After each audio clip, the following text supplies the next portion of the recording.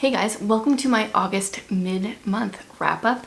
I've read quite a few books in August so far, so I've decided to attempt once again to try a mid-month wrap-up and then an end-of-month wrap-up. I've got some definite winners in here, some like not so great ones. Once again, I filmed a couple clips as I went through the month. I like to kind of film shortly after I've read a book so it's fresh in my mind and the details are there. I hope you guys get some good recommendations from this video. Let's get into my thoughts. Okay, welcome to my first wrap-up. I have 3 books to share with you that I'm going to be talking about. A variety of different books, very different genres. I just want to say they are jackhammering the sidewalk outside, so if you hear what sounds like jackhammering, you're right. There it goes. Okay. Where to start? Let's start with some manga. It's been a while since I read some. I got a bunch out from the library when we first moved here, and then wasn't in the mood, so I didn't read any of it. But I got SpyxFamily Volume 11 in and dove right in. Really enjoyed it. This series, like, it is kind of dragging. That's what happens when you're beyond the 5th book in a series usually, but I'm still having fun with it. So the general premise of the story is that you have these 3 characters and their dog. You've got Lloyd, who is the father at the beginning of the story. He is a spy. He needs a family for a mission, so he marries this woman who he doesn't realize is an assassin. And first of all, actually, he adopts this girl who he doesn't realize is a telepath. She's adorable. She's my favorite character. Yeah, and then he marries the woman. And then eventually they get this dog who can see the future a little bit. And no one knows any of this about each other. And our little Anya, she can just like read her parents' minds, and she just wants to please them so hard. And she gets enrolled into this like prestigious school to befriend this boy so that the dad can get close to this other guy. And she knows what she's supposed to do, and she's trying so hard to be this boy's friend. In this story, oh man, she's just got the cutest little face. Wouldn't you want to be her little friend? She's so cute. So in this one, what happens is there's going to be a field trip, and Anya, Anya? Yeah, I think so. Their bus gets hijacked by this band of rebels, and they're all held hostage. And she's just so cute. I mean, it helps that she can read the bad guys' minds and realizes when they put a bomb on her, there's not actually a bomb in there. That helps. But she's just feisty, and I love her.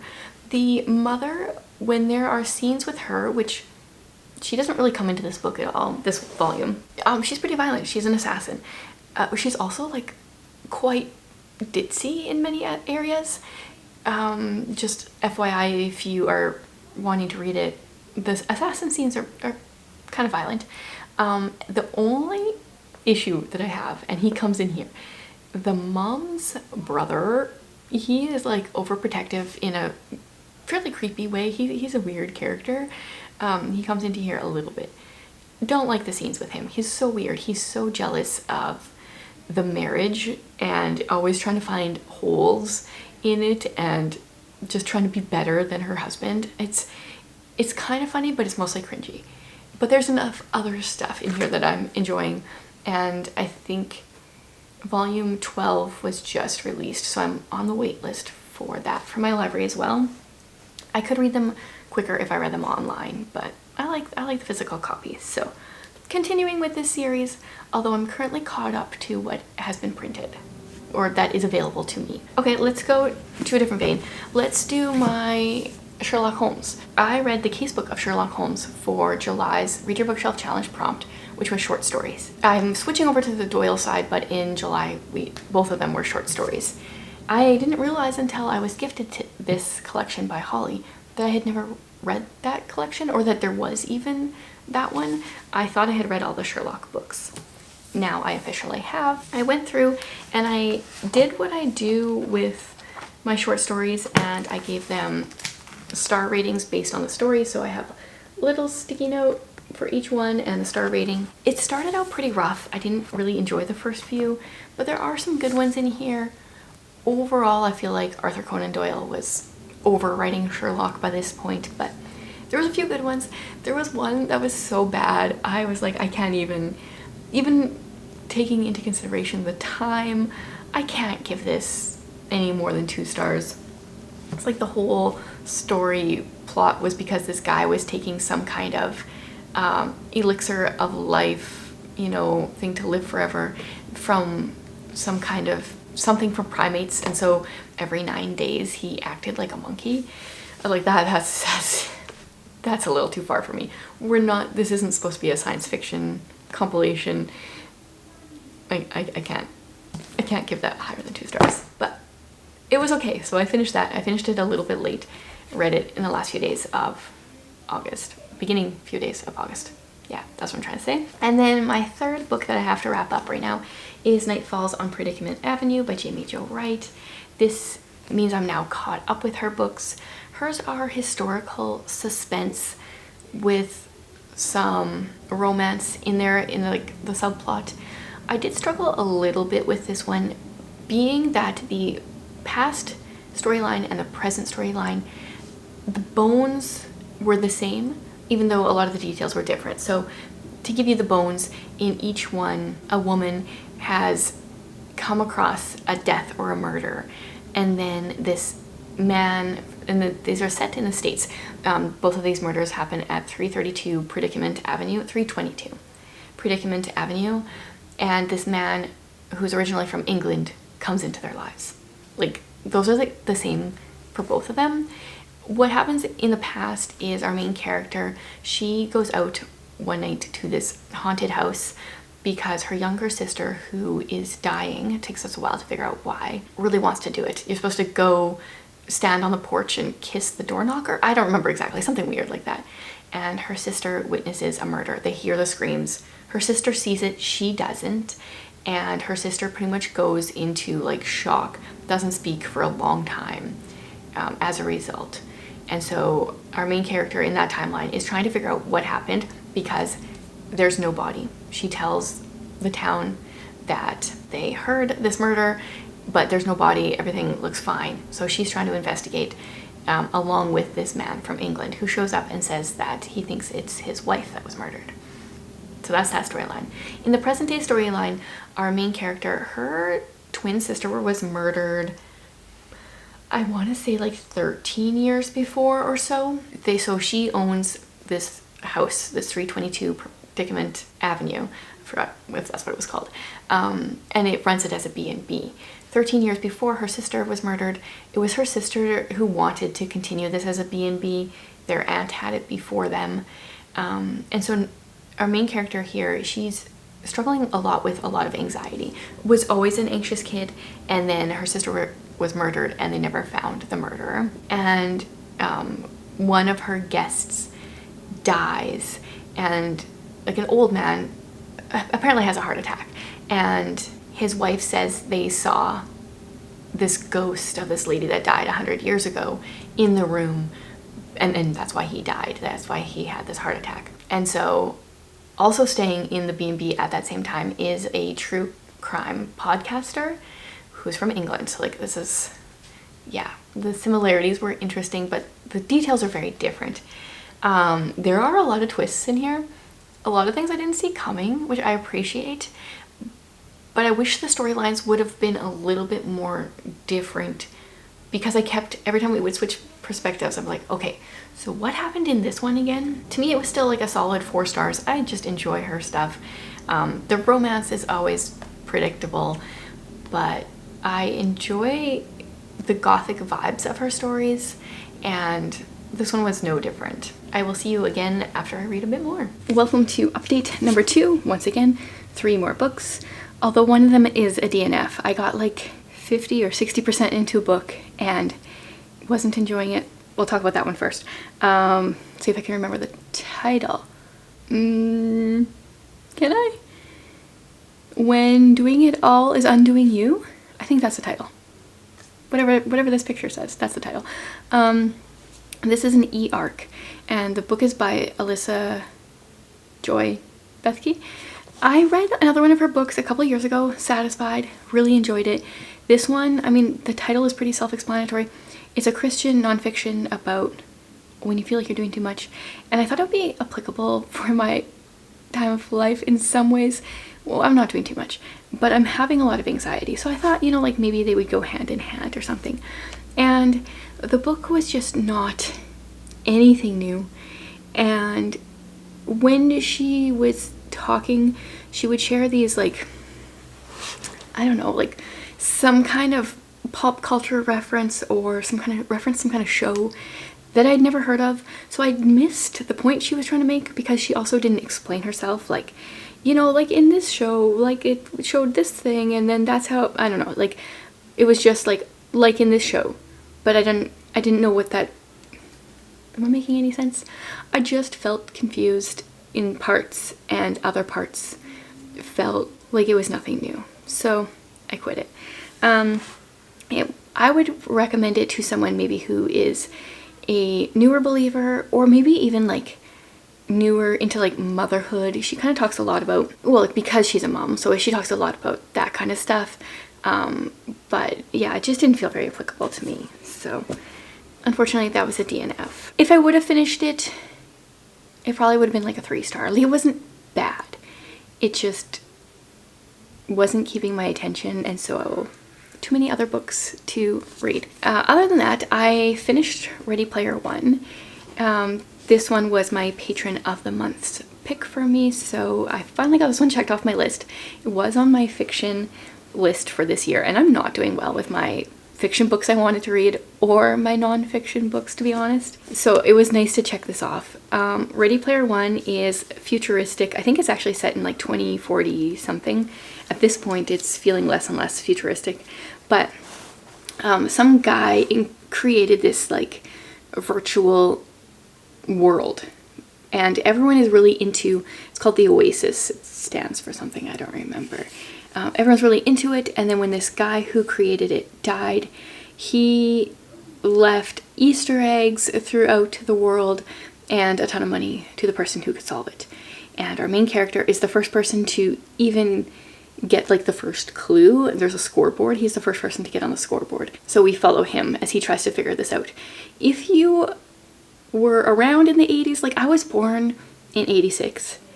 So like I'm technically an 80s baby, but like I wasn't really like doing a lot in the 80s. So a lot of the references is like, okay, maybe I've heard of that, but it wasn't like, if you were a teenager in the 80s, I feel like you would like this more. To me, that was just kind of meh. There's a lot of like detailed information on beating certain games, and I don't play much for video games. Some Animal Crossing, some Stardew Valley, like cozy games, not much else. So like I skimmed or, you know, kind of glazed over as I was reading some of these like battle scenes or things that they were doing, or our main character was doing. For the most part, yeah, the book was just kind of like, I could see how some people would like it. It's not really for me. I did enjoy the last 100 pages or so, like things really picked up and started going, but I never really connected with our main character. I think it was like a 17-ish-year-old boy. Yeah, so I'm glad to have read it finally, because it's just one that I've wanted to read for a long time. It was underwhelming, but because it was a popular book, then I kind of go in with lower expectations. Although I was finishing this up on a live, and there is a scene where the main character has to follow along with the parts of Monty Python and the Holy Grail. And that movie I watched in high school and have watched a few times, and it just cracks me up. And it's completely ridiculous and laugh out loud funny to me with my humor. But what's even funnier potentially is seeing some of those scenes and the dialogue of the scenes written out. Yeah, like the scenes where they are galloping on a horse, but really they're just hitting coconuts together, like that was part of it, and so that was pretty funny. I do not plan on continuing and reading Ready Player 2 to me, because I think that book was written like, I don't know, 10 years after this one or whatever, it was just because this one did well that he wanted to make more money and wrote another book. I don't think he was ever intending to write another one, so glad to have finished it. If I had, like, knowing what I know now, I would never read it, but I could see how some people would enjoy it at the same time. I guess I should say, right at the beginning of the book, he talks about how he was lied to, there is no God, etc. So I just want to say that for, I don't want to say people that care, like, that is the only time that's really ever mentioned in this book. So like, if you started, I think it's in the first chapter, and it seems a little like, whoa, okay, in your face, that's it. That's just like the one mention of that. And there's a few other things, like I wouldn't recommend this to very many people, honestly. Whatever, glad to be done. The sun's getting brighter. I'm gonna see if I can get myself in the shade a little more. Next is Life is Hard, God is Good, Let's Dance. This is by Brant Hansen. I tried to space it out as long as I could, and I got till the 12th day of the month. I didn't do very good. There's like 26 chapters, and so I was reading more than one chapter a day. So this is about experiencing real joy in a world gone mad. Once again, this is Christian nonfiction. I told my family, and my kids kept, I told them, if you see me reading this book and I'm laughing, it's because of the book. Because I kept laughing out loud, and my like 3 and 5-year-old, who I'm not sure if their like play is getting picked up, but they're kind of like scream playing. They were like, what? Why are you laughing? Like, it's the book. Like, I can't explain it. It's the book. He does such a good job with hitting hard topics like anxiety and grief, but then also just being hilarious. Like, his chapter titles are Nigel, the Three-Legged Dog, On the Gentle Art of Freaking People Out.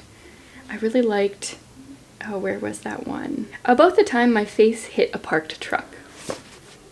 Yeah, so there's some good stuff in here. I would have underlined it and tabbed it, but this is my daughter's copy, so I wanted to be kind. But I had a index card with me that I was like writing things on that I'm going to transfer into my commonplace book because there were some good quotes. I will continue to read everything that Brant Hansen writes, for sure. So that's all for now. I'm going to try the mid-month wrap-up thing this time, so I should be able to have a couple more books finished before the middle of the month, I think. Okay, and I have 2 more books to wrap up this first half of the month. I think it's going really well. I read Snow White with the Red Hair, Volume 7. And ultimately I've decided to quit this series. I'm getting very confused. So it started out with our main character being this girl with red hair, which is uncommon in this land, and the prince wants her as one of his concubines. She runs away, gets in with these people, and it ends up being that one of the guys is the second prince of the neighboring kingdom, and they form a friendship, and it's great. But now at this point I'm getting confused as to which characters are which and what's going on, and there's 26, I think, volumes in this series, and I don't really care to continue. There is some really cute illustrations throughout. I love the art style. I have loved the general idea of the book. Some of the characters have been great, but now it's always, I'm just getting very, very confused.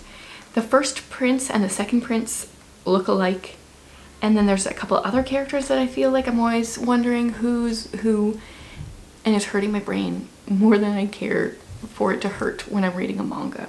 So I gave this one 3 stars. Not a bad book, just confused. So there's that.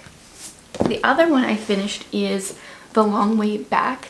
This, I think, is a thriller.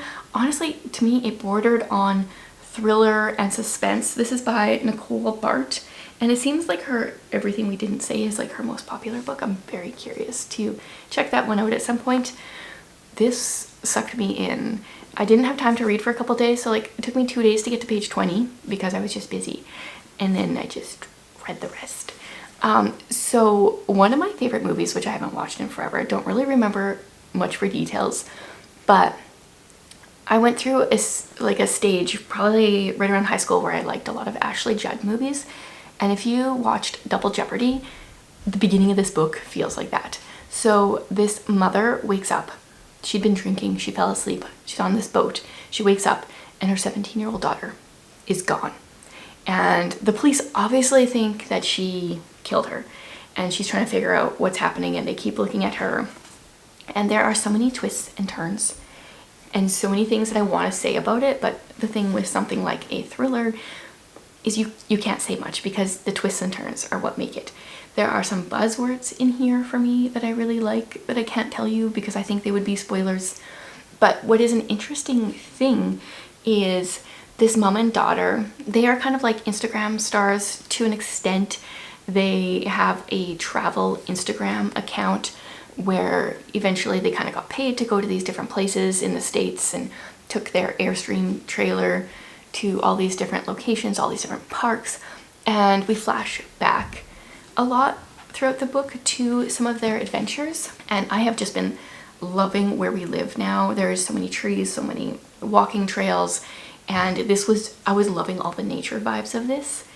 And like I said, I don't know if it's technically a thriller, but it did not have those like often gory crossing lines vibes as thrillers usually do. This one does not say. So in that way, I kind of feel like it was a little bit more suspense-like, but yeah, it was like really bordering that line. I don't know if it matters which one it is, but to me it was like the best of both worlds.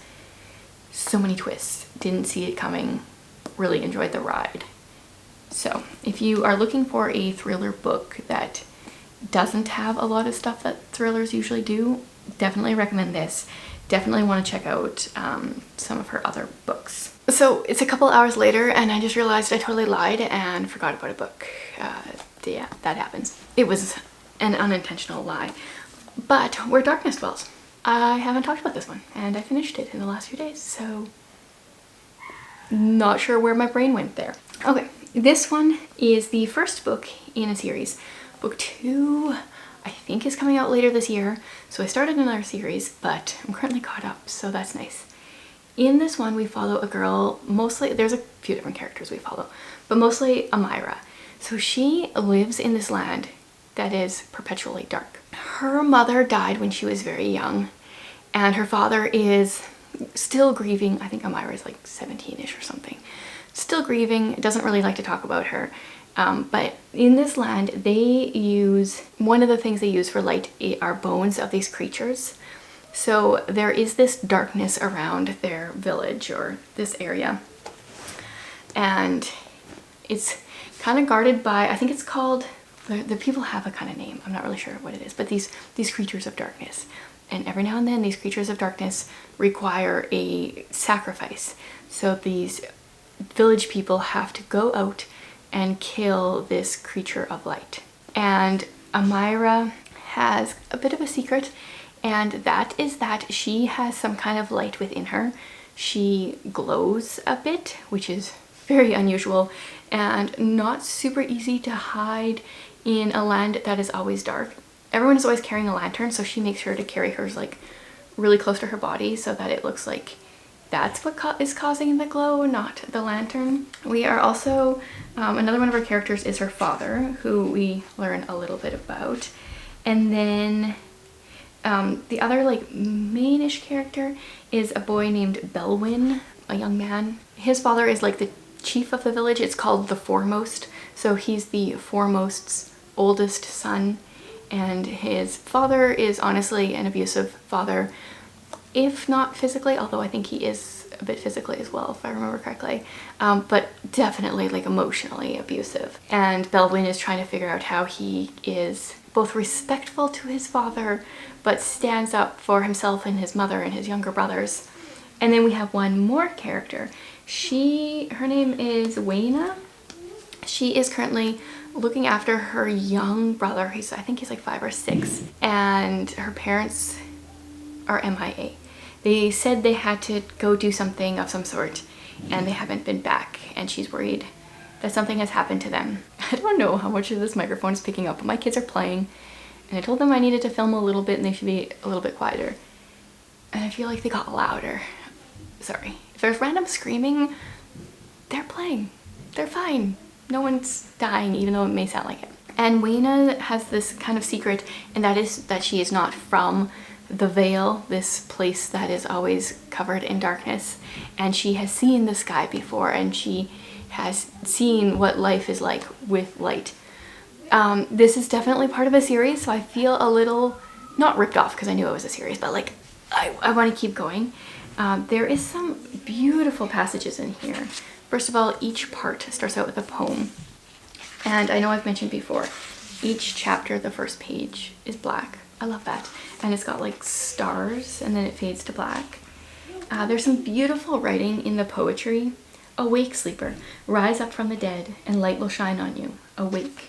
I really enjoyed the parts where there was the poetry. This one's called Emerge. It has begun. Hope is kindled within your heart. Though now all can be seen is a veil of shadows. Your soul strains toward the light. I would read this just for the poetry alone. There's not that much of it though. Yeah, so I am definitely looking forward to, let's see, is there another one? Book 2. I think it was November-ish. You have heard the call. Come out of darkness, child of the day. Can you now remain where darkness dwells? Yeah, very excited. Plus the author is from Saskatchewan, which I keep saying because it's so rare. Yeah, thoroughly enjoyed it. Got the paperback when it was majorly on sale, which is also extra fun. Now back to the closing that I filmed a little while ago. It's been a good reading month so far. We'll see if I can continue this through to the end of the month.